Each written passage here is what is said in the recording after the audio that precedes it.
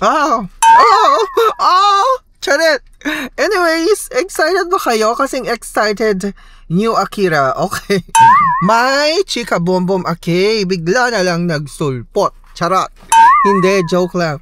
Anyways, babalikan natin ang isa sa legit, super legit na talaga naman, regulated by the Bangko Sentral ng Pilipinas, ang Maya Credit. Maya Credit. Maya Credit, yes, sa tagal ng panahon, gamit na gamit ko talaga si Maya Credit at sobrang nakakatulong sa pang-araw-araw na aking pamumuhay.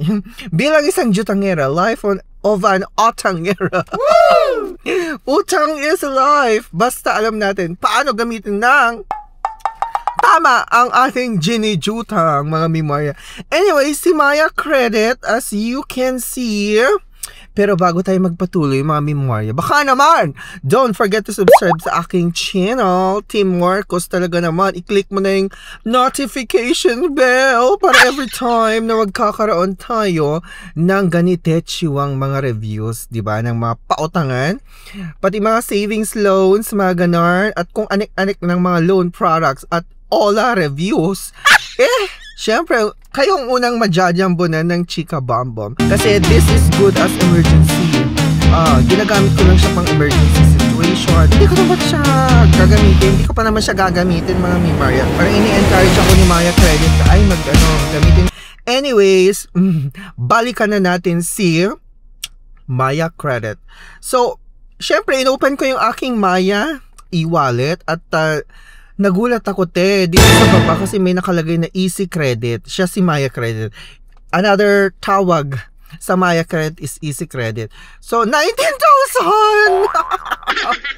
19,000 credit limit na siya! Woo! Okay! Bakit? Anong nangyari, Team Marcos? Kasi ang daming nagtatanong sa inyo sa aking post sa FB na paano nangyari? How po? Ganyan. Siyempre sa mga hindi pa nakafollow sa akin sa FB, baka naman i-follow yun ako, Team Marcos. Doon lang kayo sa my verified badge, yung may checkmark na blue. Kasi yun ang legit na aking page kasi may mga naglipanag yan na gumagaya sa atin.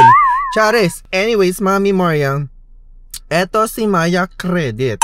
So, pagka-check ko sa aking Maya Credit, syempre gusto kong i-verify kung totoo itong 19,000 Kinembular pesos na Maya Credit ko.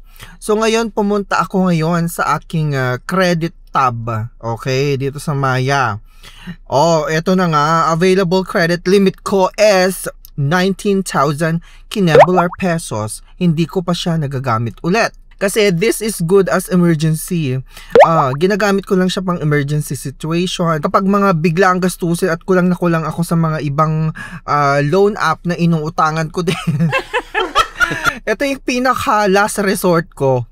Ito yung pinaka-last talaga, pinaka-last na resort ko kapag wala na akong majutangan. So, tinitreat ko lang talaga as pinaka-backup, yung pinaka-last na talaga, wala na talaga akong malapitan, denied ako, always reject sa ibang loan app. Si Maya Credit ako lumalapit. Pero hindi ko na siya ginagamit as per transaction, yung para bang pa-QR everyday use. Hindi, kasi natuto na ako, tita. Ganun ang paggamit ko sa kanya dati. Ang tip ko lang sa inyo, mga Mima, kung ayaw nyo ma-charge kayo ng malaking transaction or service fee, kasi ang service fee ni Maya malaki, ni Maya Credit, oo. Depende, pero depende sa inyo, depende sa mga borrowers naman yung service fee, pero sa akin 8.49% per transaction ang kanyang service fee. Okay, so yung iba kasi medyo mababa na sa 8.0, mga ganon. Yung iba naman may 7 point something, pero hindi na siya bababa dun sa talaga, yung as in mababang bababa. Mataas siya, pumapalo siya 8.49, mga ganon. Basta mga ganon, sa akin kasi 8.49% yung aking service fee. As you can see naman, wala pa ako nagagamit as of today. Hindi ba? As you can see, it's zero used. Okay, ang available, pwede ko na i-transfer yan anytime, hindi ba? As you can see, check natin ng mabuti. Alright, pupunta lang tayo dito sa aking account summary para mahimay-himay natin. So, ito yung aking credit limit, 19,000 pesos. Ang aking service fee, as you can see naman, 8.49% against used limit. Okay, so ito yung computation niya, as you can see, ayan. So, kunwari, 1,000 ang nagamit mong credit limit dyan sa Maya. So, ang aking service fee, equivalent to peso value is 84.90 pesos. Tapos meron pa siyang DST or stamp tax, 'di ba? Ayan siya. So ganyan siya i-calculate. So anyways, ang billing end date ko is every first of the month, tapos ang due date ko is 15 days after the billing end date. So talagang mahaba din siya, parang monthly nga ito. So, para siyang credit card pero in a way na nare-replenish siya every time na magbabayad ka. So, as you can see, ito yung mga past transactions ko kay Maya Bank, Maya Credit. Okay, bayad na ako dyan. And let's say, itatransfer ko ngayon, kunwari, magta-transfer tayo, pero hindi ko gagawin kasi nga, hindi ko naman siya gagamitin. Hindi ko pa naman siya gagamitin, mga Maya.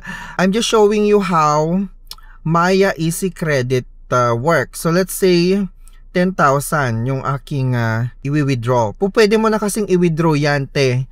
Kahit yung isagad mo yan pwede. Hindi ka naman ma-charge ng over limit fee. Walang ganon. Hindi siya kagaya ng credit card. So, kada gamit mo, kung ano yung magagamit mo, 8.49% service fee ang i-charge niya per transaction. So, let's say 10,000 ang aking i-transfer sa aking Maya wallet. Ito yung kanyang terms. So, ito yung transfer ko. Ang kagandahan nitong si Maya Credit, ano siya, buo siyang makukuha. Yes, buo mo siyang makukuha. Wala siyang charge kasi itong charge na to, babayaran mo siya sa due date kasi mabibill ka naman Mabibill ka naman, 'di ba? The end of the billing date, so every first of the month sa akin. So, doon pa lang siya i-charge lahat ng kabuuan ng charges, yung mga fees, mga ganyan. Pero buo mo siyang makukuha, te. So, tapos napakabilis pa, as you all know, talaga naman Maya siya So Maya wallet mo siya ito-transfer agad-agad. So pag na-click ko na yung transfer now na yan, matatransfer na agad-agad doon sa aking Maya wallet na dito. Zero balance ako. Okay, so as you can see, zero balance ako sa Maya wallet ko. Anyways, kapag na-transfer ko na, let's say may 10,000 credit limit na dyan, pwede ko naman na ngayon bank transfer. Kung gusto kong i-bank transfer sa mga bangko ko, sa mga bank account ko, pwede rin. Pwede rin naman sa GCash, pwede mong gawin yon. Basta i-click mo lang yung bank transfer, tapos i-fill out mo lang yung detalye ng e-wallet mo or bangko mo, then matatransfer na agad. Be mindful kasi may transfer fee ang pagta-transfer, no, from Maya to other bank. Kasi syempre InstaPay, lalo kapag InstaPay, di ba? Anyways, I'm not sure sa PesoNet kung meron. Parang wala, no, sa PesoNet. Pero sa InstaPay kasi ako lagi para mas mabilis. So napansin ko din dito sa updates, dito sa notification ng app, dito pala nag-notify sila sa akin about my Maya Credit. Sabi dito, we'd like to share your Maya Easy Credit account has been updated with a credit limit of 19,000 pesos and service fee of 8.49% effective immediately. Keep using Maya Easy Credit to shop, dine, buy load, pay bills, and more to increase your credit limit. To maintain a good credit standing, make sure to settle your bills in full and in time. So, feeling ko, ganun ang nangyari. Anyways, let's make kwento-kwento kasi Team Marcos, bakit? Paano na-increasean? Paano ka na-increasean ng Maya? So like I said before na sobrang hirap-hirap ma-increasean ni Maya Credit. So after like a year na ginagamit ko si Maya, parang over a year ko na ginagamit si Maya Credit. Never akong na-delay. I pay always on time and in full. Never ako nagbayad ng penalty. So lahat in full talaga kasi ang taas ng kanyang service fee. So talagang kakailangan ko siyang bayaran in full para hindi ako ma-chargean ng penalty. Kaya siguro ako in-increasean ngayon kasi number one, nagbabayad ako on time. Tapos I pay my balance in full. Hindi ako nalilate. And of course, ginagamit ko lagi ang Maya. Okay. Paano ko ginagamit si Maya? I pay my water bill sa Maya mismo. So may mga nakasave na ako dyan sa favorite ko, dyan sa pay bills na yan. I pay my credit card, my China Bank credit card sa Maya without any charge. And I also pay other bills that I have like Meralco, water bill. Minsan dito rin ako bumibili ng load. Okay, nagba-buy load din ako dyan. So I prayed a lot noon na increasean ako kasi up to 35,000 pesos yata yung credit limit na pwedeng ibigay sa ni Maya Cred. Pero yun nga lang talaga, ang kuripot niya.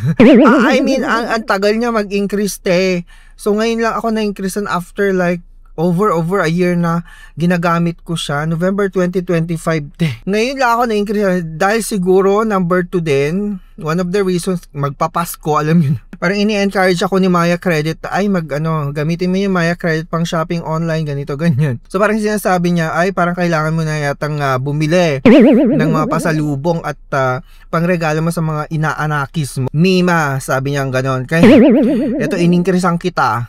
From 10,000, imagine, umakyat siya ng 19,000 credit limit. 9,000 din yung inakyat niya ha. So sobrang laki din yung inakyat niya na credit limit. So anyway, kayo ay naboboryo na sa kakaantay ng increase ng credit limit ni Maya.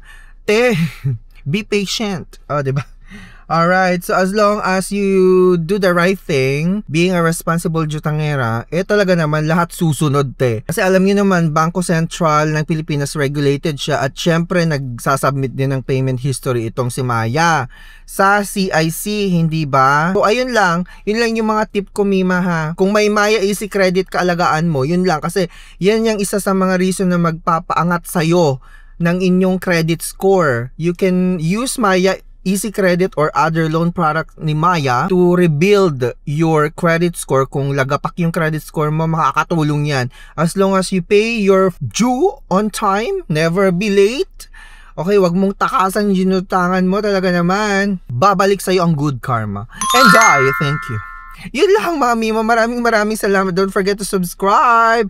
Kung hindi ka naman ma-approve sa Maya Easy Credit, wag kang mag-alala kasi may mga alternative cash loan options naman tayo Mima na super legit. Check the comment section. Nandito ang aking mga legit links talaga naman na pwedeng jutangan in times of emergency situation. Always read the terms and conditions bago applyan yung mga yan. And disclaimer lang po, hindi po ako endorser, hindi po ako promoter ng mga ola-ola. At kung may mga questions kayo sa mga loan product ng mga alternative loan na itechi, kontakin nyo mismo yung lender, hindi ako. And thank you.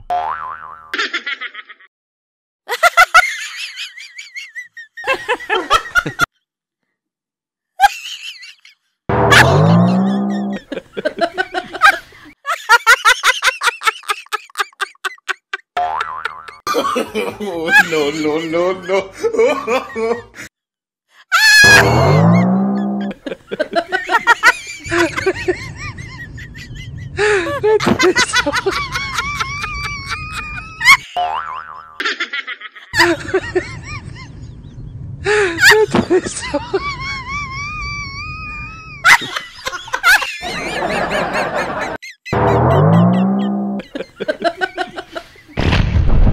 At mag-subscribe po kayo sa Team Marcos Channel para sa mas maraming himay-himay reviews at mga kaganapan sa mundo ng mga all